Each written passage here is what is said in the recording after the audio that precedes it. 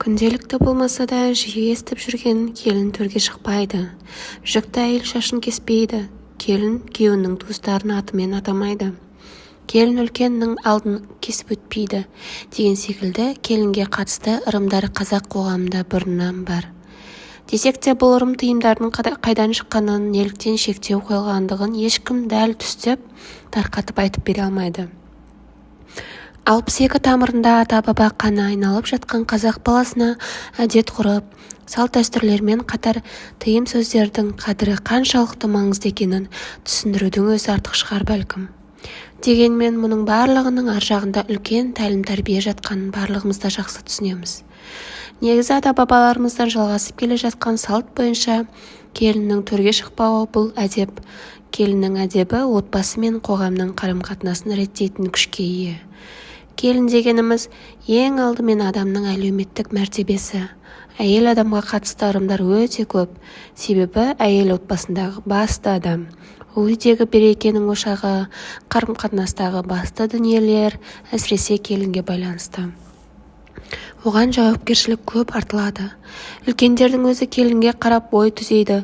Сондықтан келіннің өз орнын біліп төрге шықпауына қарым-қатынасты реттеуден тыс тәрбиелік мәні де бар.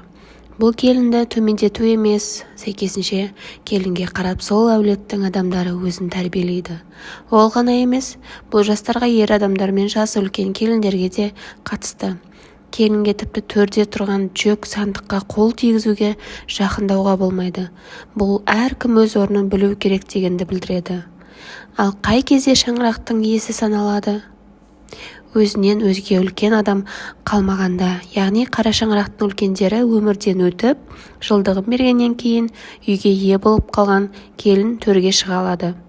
Осыған дейін оң жақта тұрған төсегін сол жаққа қарай ауыстырып салу керек болады. Бұл енді сол шаңырақтың иесі деген мағынаны білдіреді.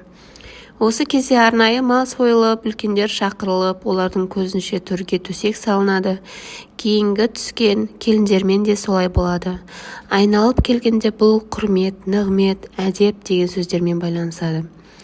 Келіннің төрге отырмауы тарам-тарам тарқатылып жатқан әдептің біреуі ғана. Қазіргі жастар онда тұрған не бар деуде мүмкін. Бірақ сол арқылы отбасылық принцип ауқымдырақ ойласақ, ел принципі қалыптасатынын ұмытпағанымыз жөн. Өзім де жас болдым, жас келін болып, босаға аттағанда да осындай білместіктің әсерінен ыңғайсыз жағдайға қалғаным да бар. Мүмкін бұл менің кінәм емес шығар, ата-анамның да кінәсі деп айта алмаймын. Өйткені ата-анам маған дұрыс тәрбие берді.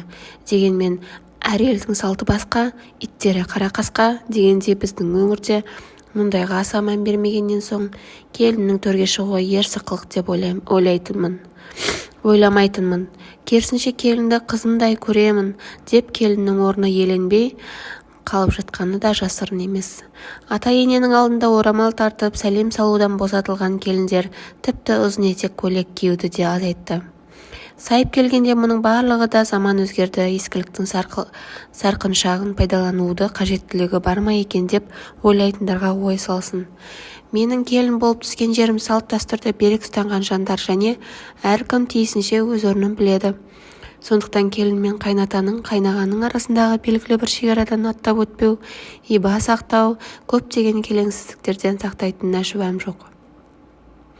Мен көп нәрсені білмейтін едім, алдымдағы абысынымнан үйрендім.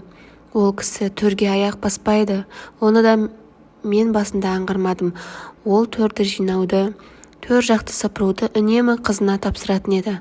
Мұның мәнісі неде деп үңіліп көрмеппін. Бірақ бір күні абысын ерке қыз сабағына кешік барады. Өзім машине саламын ғой деп төрдегі көрпешені алуға бара жатыр едім. Қолымнан шап беріп ұстай алды. Ол жаққа баруға болмайды ғой саған. Төрді баспа, сен мұнда келінсің. Сондықтан ата отырған жерді аяғыңмен баспа.